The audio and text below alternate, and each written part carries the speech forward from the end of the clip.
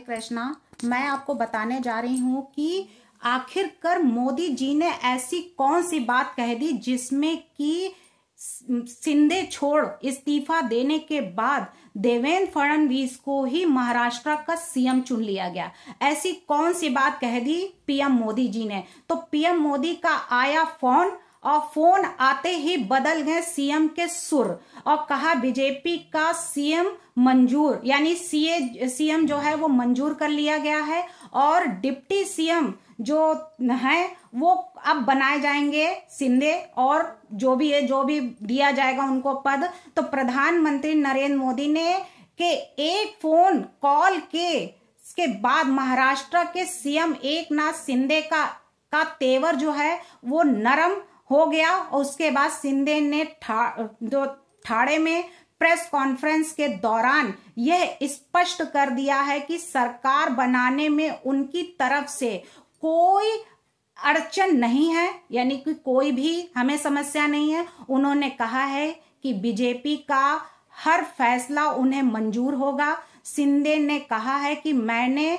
मंगलवार को प्रधानमंत्री से बात की और उन्हें बताया कि महाराष्ट्र में सरकार बनाने में हमारी तरफ से कोई बाधा नहीं है, आप फैसला करें, बीजेपी का फैसला अंतिम है, यानी कि जो फैसला बीजेपी लेगी वो हम सर्वोपरि है, उसे हम स्वीकार करेंगे। उन्होंने ये भी कहा है कि एनडीए का नेता कौन है, प्रधानमंत्री मोदी और गृह मंत्री अमित शाह जो है वो निश्चित कर लिए कि हाँ कौन बनेगा महाराष्ट्र का सीएम।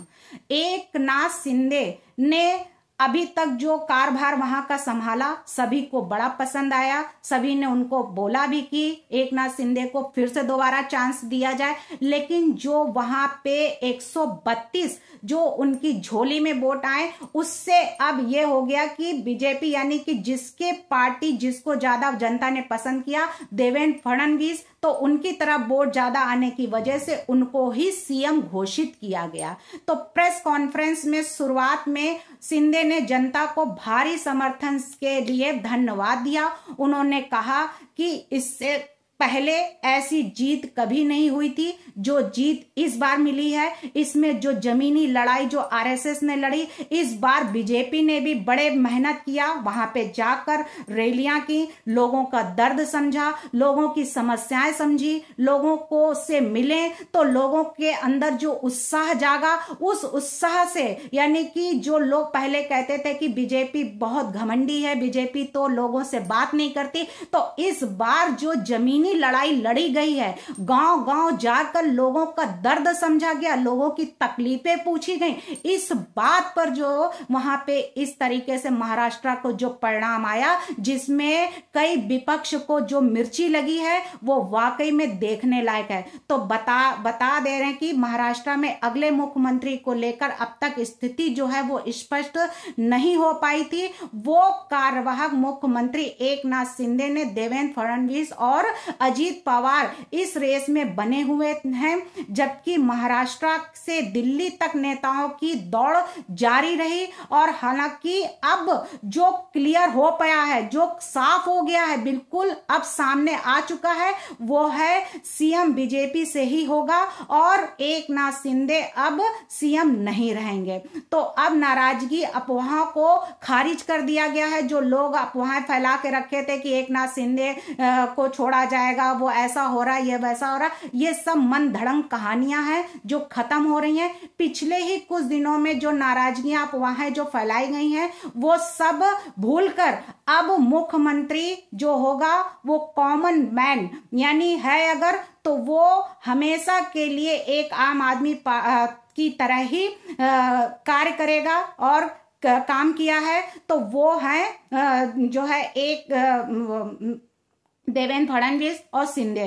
तो पीएम मोदी और अमित शाह की तारीफ की और उन्होंने कहा है, शिंदे ने पीएम नरेंद्र मोदी और केंद्रीय गृह मंत्री अमित शाह की भी जमकर तारीफ की और उन्होंने ये कहा है कि प्रधानमंत्री मोदी ने हमेशा मेरा समर्थन किया है। उन्होंने ये भी कहा है कि हमेशा मेरे लिए चट्टान की तरह खड़े रहे हैं। और इसके अलावा शिंदे ने ये भी बात कही है कि देवेंद्र फडणवीस जो हैं और अजीत पवार पवार की भी सराहना करते हुए उन्होंने कहा है रामदास अठावले का दावा फडणवीस होंगे सीएम। यानी क्लियर हो चुका है कि अब फडणवीस ही अपने मां का जो आशीर्वाद लिया था उनका आशीर्वाद आज काम आ गया। तो केंद्रीय मंत्री रामदास अठावले ने दावा किया है कि बीजेपी नेतृत्व के से देवेंद्र फडणवीस को तीसरी बार मुख्यमंत्री बनाने का निर्णय लिया गया है। हालांकि पार्टी की तरफ से इस पर अभी कोई पुष्टि नहीं हुई है। उन्होंने यह भी कहा है कि एकनाथ शिंदे को केंद्र में मंत्री बनाया जा सकता है। यानी कि महायुति ने रचा है कि 230 सीटों पर जीती महाराष्ट्र विधानसभा चुनाव 2024 में महायुति गठबंधन में शानदार प्रदर्शन करते हुए 288 में से 230 सीटों पर जीत दर्ज की है। महायुति के घटक दल और बीजेपी ने 132, शिंदे ने किया है, नीत शिवसेना ने 57 और अजित पवार जो एनसीपी के उन्होंने 41 सीटें हासिल की हैं, जिससे क्लियर हो गया है कि अब अगर महाराष्ट्र का कोई सीएम बनेगा तो वो होंगे देवेंद्र फडणवीस। यानी देवेंद्र फडणवीस को वहां की जनता पसंद कर रही है। वहां पे उनकी जो खुशियां जो उनको गोद में उठाकर जो बयां की गई हैं, तो इससे क्लियर है कि अब वहां की जनता, वहां के जो आरएसएस के जो नेता हैं, आरएसएस के जो लोग हैं, वो भी देवेंद्र फडणवीस को, और बीजेपी में भी अब देवेंद्र फडणवीस छा गए हैं। तो अब क्लियर हो गया कि वहां का जो सीएम होगा वो होंगे देवेंद्र फडणवीस। इस फोन का कमाल जो मोदी जी ने उनको कर बधाई दी और ये कहा कि अब क्लियर है कि देवेंद्र फडणवीस ही महाराष्ट्र का कारभार संभालेंगे। धन्यवाद।